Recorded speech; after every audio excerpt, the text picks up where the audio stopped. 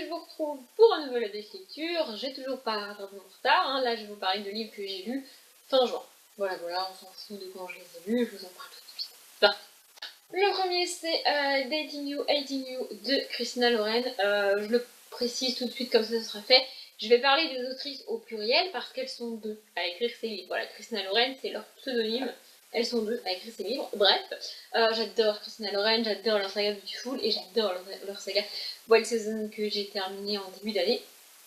Du coup, je l'ai acheté et voilà, je n'ai même pas réfléchi. Le jour même où je l'ai acheté, je l'ai lu. C'est une romance que j'ai bien aimée, mais il m'a manqué ce petit truc en plus que d'habitude elles ont avec moi. C'est-à-dire que d'habitude elles ont un pouvoir. Je ne sais pas comment elles arrivent à faire ça. Elles ont le pouvoir de me faire dévorer leurs livres. Je n'arrive pas à arrêter de le lire, c'est une catastrophe. Et en plus de ça, elles sont à ce jour les seules autrices à avoir réussi à faire ça. C'est-à-dire qu'elles me donnent envie de lire absolument tous les livres de ma bibliothèque, qu'ils soient de la romance ou pas, et elles me donnent l'impression que je vais tout adorer et que tout va être génial, alors qu'en fait c'est pas le cas, on est d'accord. Mais je sais pas, elles ont ce pouvoir-là, et en fait le truc c'est que comme je n'arrive pas à expliquer pourquoi avec leurs autres livres elles ont ce pouvoir-là, et bien je ne sais pas pourquoi avec celui-ci, ça n'a pas marché. Je suis pas en train de dire que c'était nul et que j'ai pas aimé, j'ai bien aimé, c'était une romance sympathique, que j'ai passé un bon moment et tout, mais pour moi il n'est pas à la hauteur des autres livres que j'ai lus d'elle. Et c'est franchement dommage.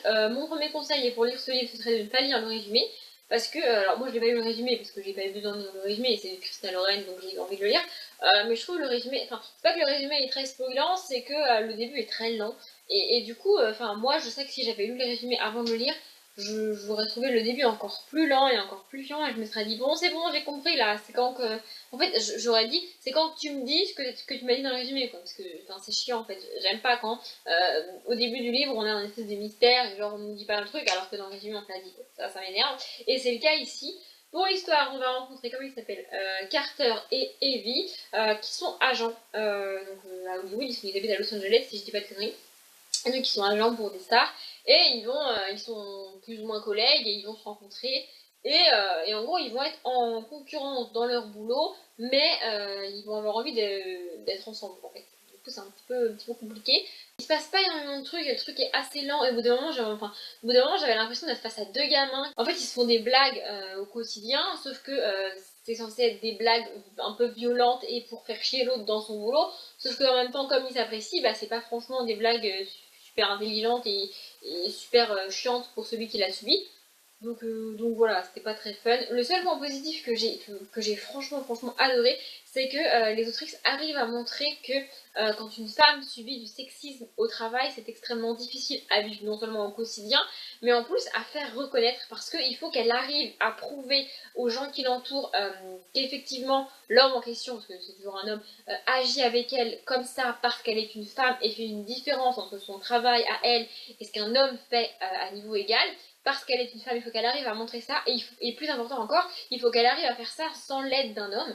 Ça c'est très bien montré parce qu'à un moment donné, Carter se rend compte de ce qui se passe, se rend compte qu'il est avantagé par leur chef parce qu'il est un mec, et il trouve pas ça cool, c'est sympathique de sa part, hein, il trouve pas ça cool, il pourra en profiter, mais il trouve pas ça cool, et il voudrait l'aider, sauf qu'il ne peut pas l'aider parce que s'il l'aide, ça montre qu'elle a besoin d'un homme pour s'affirmer.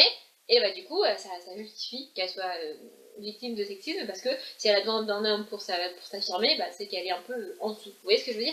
Du coup, c'est vraiment très compliqué le sexisme pour ça. Et c'est vraiment très bien montré dans ce livre. Alors qu'on s'entend, c'est pas le sujet principal du livre, hein. C'est montré et c'est abordé dans ce livre et c'est vraiment très cool. Mais c'est pas le sujet central. Le sujet central, ça reste la romance et leur relation à eux. Mais je trouvais ça très cool qu'on aborde un sujet d'actualité en fait et aussi important.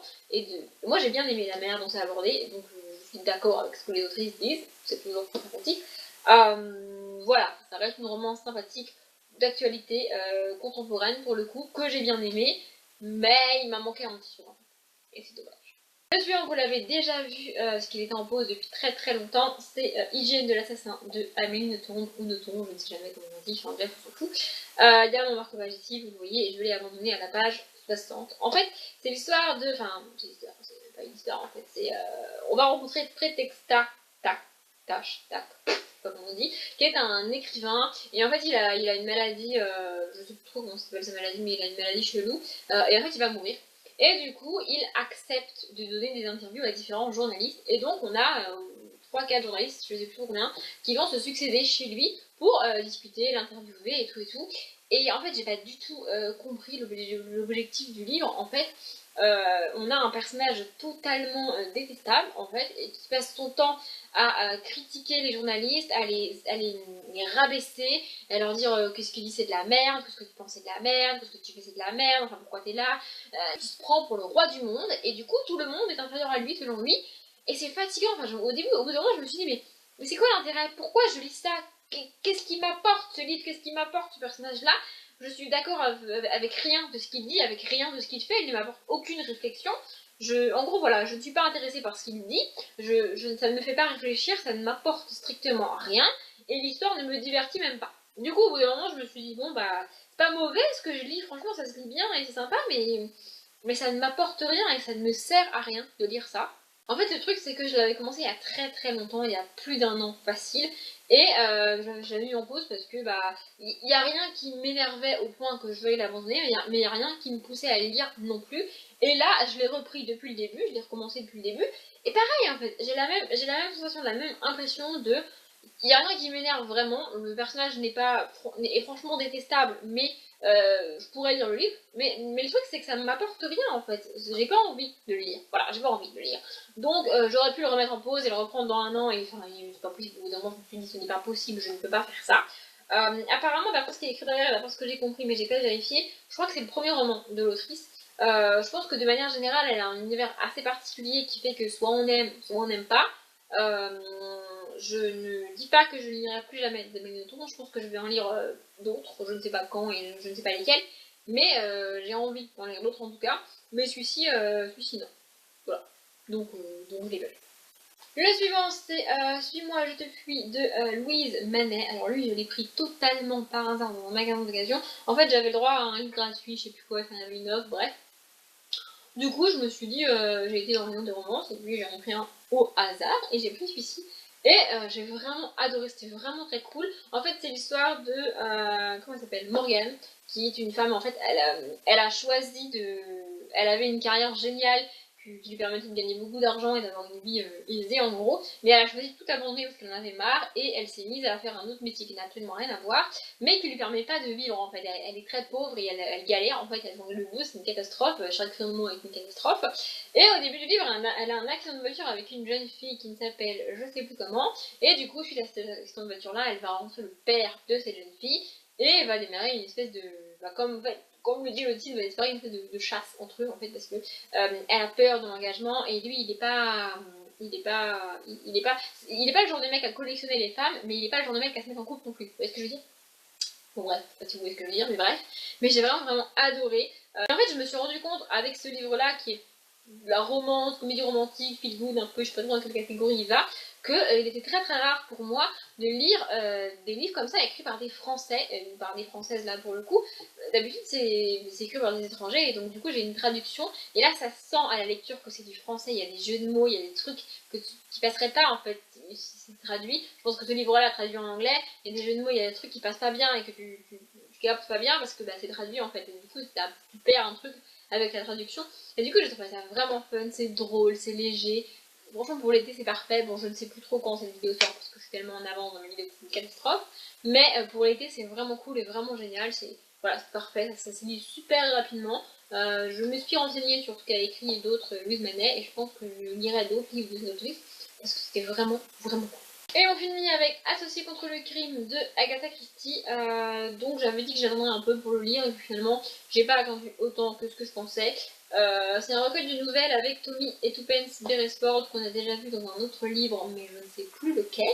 Donc voilà. J'ai bien aimé. De manière générale j'ai beaucoup... Enfin, c'est pas que j'ai du mal avec les nouvelles ou avec les histoires courtes, c'est que je préfère les histoires longues. Quand je vois qu'un roman fait moins de 300 pages, je me dis oh, en fait, je me dis c'est dommage parce que avant même de le lire, je sais qu'on va moins s'attarder sur les personnages et plus sur l'histoire. Évidemment, on n'a pas beaucoup de pages pour écrire l'histoire, donc si on commence à nous détailler les personnages et à les faire très complexes et très approfondis, bah il n'y aura pas l'histoire en fait parce que tu n'auras pas le temps avec le nombre de pages que tu as de tout faire en fait. Et du coup, je sais qu'avec un livre très court, on va avoir une action rapide, un truc peut-être très bien écrit et peut-être très cool, mais avec des personnages pas forcément travaillés et auxquels je pourrais pas forcément m'attacher. En fait, c'est ça. Quand il n'y a pas beaucoup de pages et quand c'est une histoire courte, on passe tellement de temps sur l'action et tellement peu de temps sur les personnages que moi, j'ai pas le temps de m'attacher aux personnages. Et là, c'est le cas en fait. Alors oui, certes, je les connais d'avant et je les aime plus ou moins d'avant, mais on a des... Je sais plus combien d'histoires on a. Attendez, je regarde. On a 5, 6, 7. On a 8 nouvelles là-dedans. Et du coup, les nouvelles sont très courtes. Et alors déjà on peut pas s'attacher au personnage parce que on n'est pas là pour s'attacher au personnage. En fait, on est là pour avoir cette histoire rapidement, en fait. Et aussi, comme c'est des enquêtes, alors c'est pas forcément des enquêtes de meurtre. Je crois que ça parle peu de disparition et de vol, si je dis pas de conneries. Mais c'est très rapide quand même. Enfin, je veux dire, les personnages, ils ont toujours genre... En un claquement de doigts, le gars, il a deviné, il a trouvé... c'est trop rapide pour moi en fait, enfin, c'est plus de la chance que de l'enquête. Pour moi, c'est pas une découverte, c'est de la chance, en fait, c'est un coup de bol à chaque fois. Voilà, j'ai bien aimé, franchement, je l'ai lu, c'était sympa. Je vais détester et je suis pas énervée contre l'autrice après ce recueil de nouvelles là, mais je trouve ça un peu trop facile, un peu trop rapide et je vois pas trop l'intérêt de ce genre d'histoire là. Je l'ai lu, c'était sympa, mais c'est pas ouf quoi. Voilà, donc en gros, si j'ai un Agatha Christie à vous conseiller, c'est à peu près tout sauf les recueils de nouvelles. Parce que moi, personnellement, c'est pas ce que j'aime. Mais c'est quand même pour rigoler. Mon neveu de lecture est terminé, j'espère que ça vous a plu. Sachez que j'ai eu beaucoup de mal à tourner cette neveu de lecture parce que je bafouille, je bug, enfin bref, ça a été une catastrophe. Je pense que vous l'aurez vu au nombre de coupures que je vais faire au montage. Je vais m'éclater dans cette vidéo, ouais, ça va être sympa.